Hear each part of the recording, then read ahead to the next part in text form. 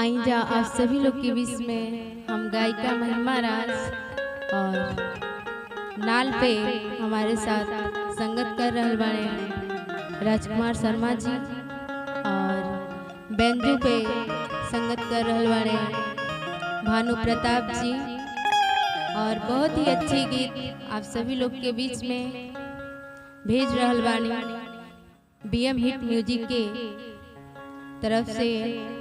आशा ना विश्वास बरुआ लोग जरूर प्यार दुलार दे।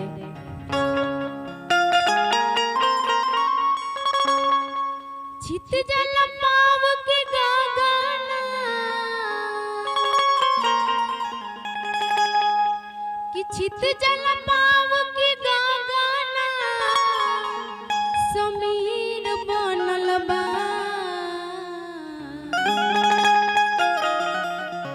कि चित जल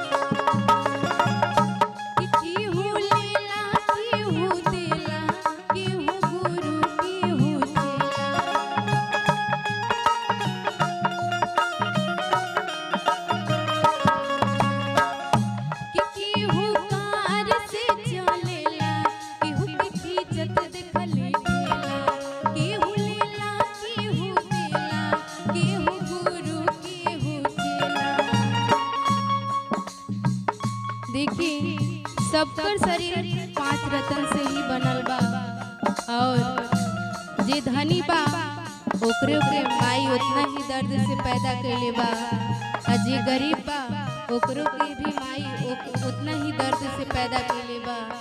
फिर भी ऐसा काहे होत बा? शरीर 5 रतन से बनल बा लेकिन तकदीर काहे अलग लिखल बा? कहे के बा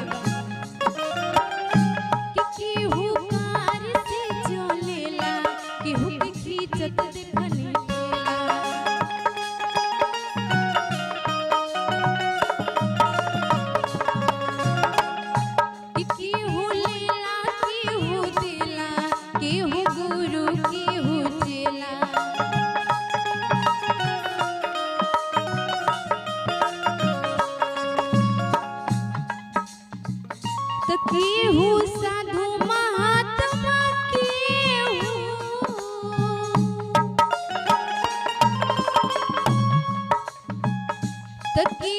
साधु महात्मा के फकीर बनल बा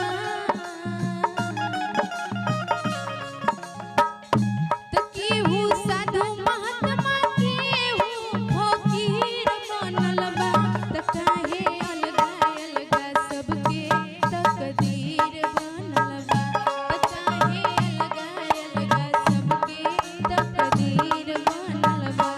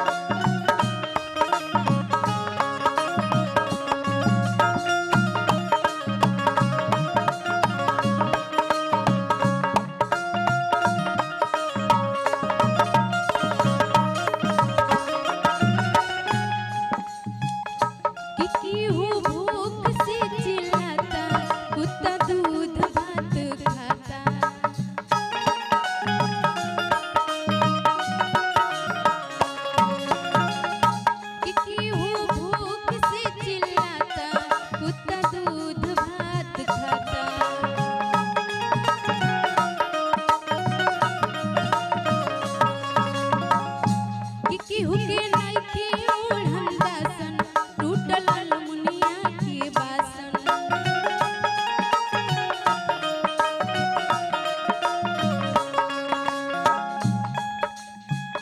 देखिए यहाँ आदमी भूख से चिल्लाता और कुत्ता दूध भात खाता। बाहरी दुनिया के लोग अब बाहरी तकदीर लिखे वाला कुत्तों के तो शरीर 5 रतन से न बनल बा, लेकिन तकदीर ऐसन काहे बनल बा। कहे कि केहू भूख से चिल्लाता कुत्ता दूध भात खाता।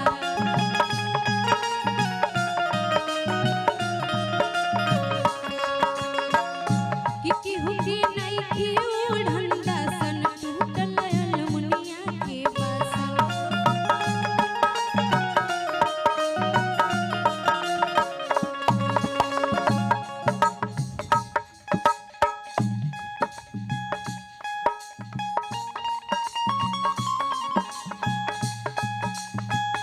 कि सब